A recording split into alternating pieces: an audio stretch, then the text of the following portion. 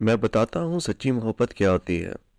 Doctor ने मुस्कुराकर हमारी तरफ देखा और कॉफ़ी के मग से खेलने लगा। हम गौर से उसकी बात सुनने लगे। वो गोया हुआ। मैं एक दिन क्लिनिक में बैठा था। ये सुबह के 7:30 बजे थे। एक बूढ़ा मरीज भागता हुआ क्लिनिक में दाखिल हुआ। उसके माथे पर पसीना था, सांस फूली हुई थी और वो बार बार दिल पर हाथ रखता था। मेरा स्टाफ तेजी से उसकी तरफ बढ़ा। बूढ़े की उम्र 80 बरस से जायद थी, लेकिन वो इसके बावजूद चलने फिरने की पोजीशन में था। वो नर्स और वार्ड बॉय से बहस करने लगा। मैं दफ्तर के शीशे से उन्हें उलझते हुए देखने लगा। जरा देर बाद वार्ड बॉय मेरे पास आया। मैं उस वक्त अखबार पढ़ रहा था। मैंने अखबार एक तरफ रखा और अजीब नज़रों से उसे देखने लगा। वार्ड बॉय ने बताया कि 3 हफ्ते पहले बाबा जी को चोट लगी थी और हमने उनके टांके लगा दिए थे। वो टांके खुलवाने आए हैं। मैंने घड़ी की तरफ देखा और वार्ड बॉय से कहा, बाबा जी से कहो मैं 8 बजे काम शुरू करूँगा। वो आधा घंटा इंतज़ार कर लें। मैं सबसे पहले उन्हीं की टांके खोलूंगा। वार्ड बॉय गया और फौरन वापस आ गया। मैंने गुस्से से उसकी तरफ देखा।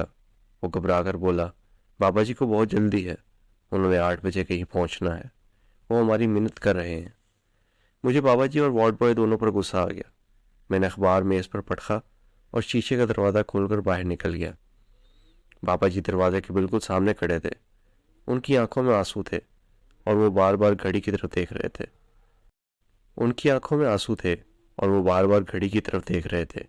मैंने उन्हें डांटने की कोशिश की, लेकिन फिर उनकी हालत देखकर जब्त कर गया। मैंने उन्हें बताया, क्लिनिक का वक्त 8 बजे शुरू होता है। मैं सिर्फ अखबार पढ़ने के लिए आधा घंटा पहले आ जाता हूँ। आप इत्मीनान से बैठ जाएं। जो ही 8 बजेंगे मैं सबसे पहले आपको देखूंगा। बाबा जी ने घड़ी की तरफ देखा और लजाजत भरी आवाज़ में बोले, बेटा जी, मैंने 8 बजे दूसरे अस्पताल पहुंचना है।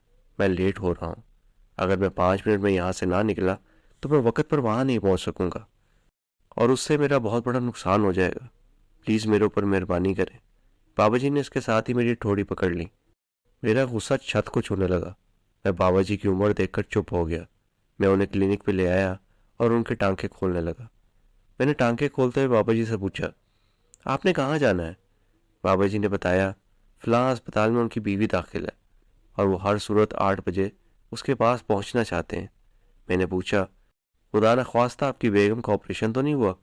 बाबा जी ने जवाब दिया, नहीं, मैं रोज़ सुबह 8 बजे अस्पताल पहुंचकर उससे नाश्ता कराता हूँ। मुझे उनके जवाब ने हैरान कर दिया। मैंने पूछा, क्यों बाबा जी? वो बोले, वो 5 साल से अस्पताल में हैं और मैं पिछले 5 साल से रोज़ 8 बजे उसके अस्पताल जाता हूँ और उससे अपने हाथ से नाश्ता कराता हूँ।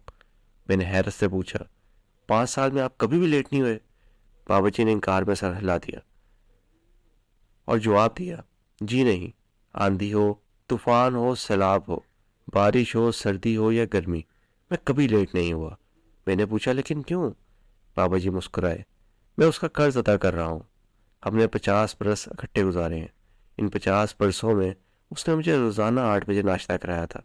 हमारे घर में नौकरों और खादमों की कोई कमी नहीं थी, लेकिन सर्दी हो या गर्मी, बारिश हो या सैलाब, तूफान हो या आंधी, वो हमेशा 6:30 बजे जागती थी और अपने हाथों से नाश्ता बनाती थी। और ठीक 8 बजे जब मैं ऊपर से नीचे आता था तो वो मेज़ पर होती थी। हम दोनों हमेशा इकट्ठे नाश्ता करते थे।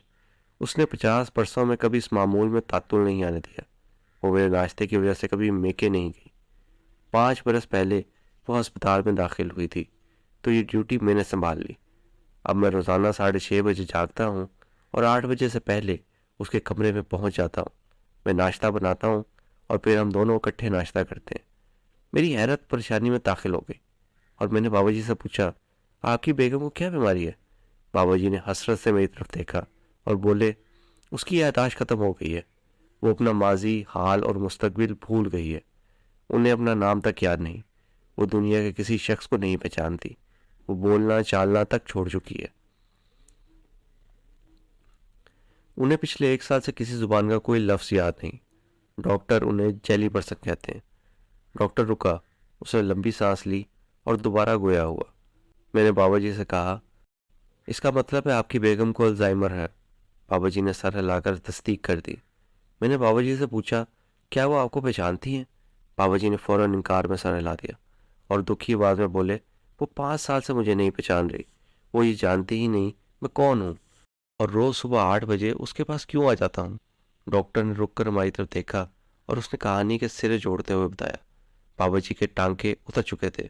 मैंने स्पिरिट से उनका जख्म साफ किया और उस पर पाउडर छिड़क कर उनसे अर्ज किया, आप हमारी तरफ से फारिग हैं, आप जा सकते हैं। बाबा जी ने अपनी छड़ी उठाई और बाहर की तरफ चल पड़े। मैं उनके साथ साथ चलने लगा। जब वो बाहर के दरवाजे तक पहुंचे तो मैंने उनसे आखिरी सवाल किया। मैंने उनसे पूछा, जब आपकी बेगम आपको पहचानती ही नहीं, जब उनकी नज़र में वार्ड बॉय और आप में कोई फ़र्क नहीं, तो आप रोज़ 8 बजे ये तकलीफ़ क्यों करते हैं।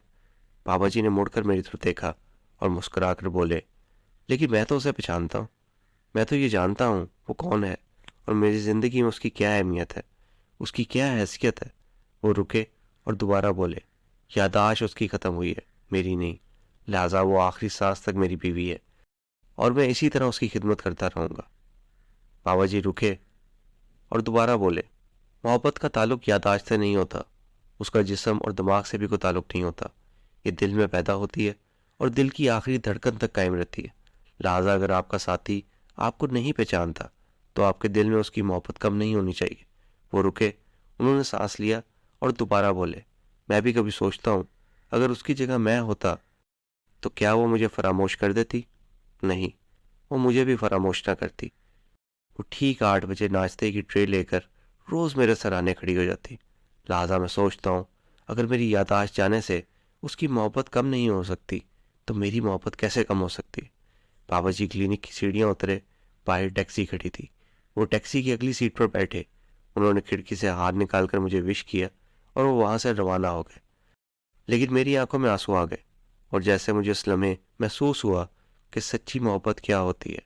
डॉक्टर रुका, उसने आंसू पोंछे और हमारी तरफ देखकर बोला, उसके बाद वो बाबा जी मुझे कभी नहीं मिले, लेकिन जो ही 8 बजते हैं तो वो मुझे फौरन याद आ जाते हैं और मैं मोहब्बत के सफ़र में गुम हो जाता हूँ। मेरी ज़िंदगी में 8 बजे का लम्हा हमेशा मोहब्बत लेकर आता है और मैं अपने साथ अहद करता हूँ, मेरी बीवी मुझसे जितनी मोहब्बत करती है मैं उस मोहब्बत का कर्ज चुकाए बगैर इस दुनिया से ना जाऊँ। डॉक्टर खामोश हुआ तो हम सब की आंखें बोलने लगीं और हम उन्हें खामोश करने के लिए टिश्यू तलाश करने लगे।